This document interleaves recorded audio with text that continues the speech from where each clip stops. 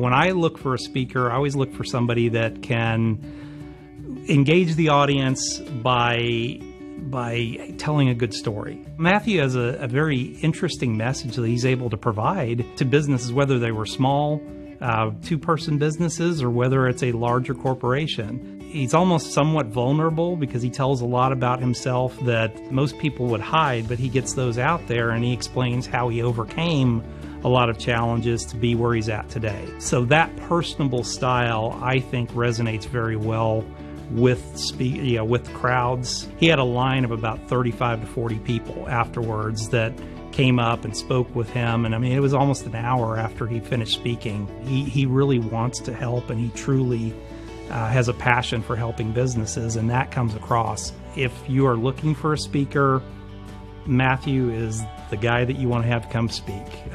He is very personable, he's down to earth, he shares his story, and he shares how you can grow your business.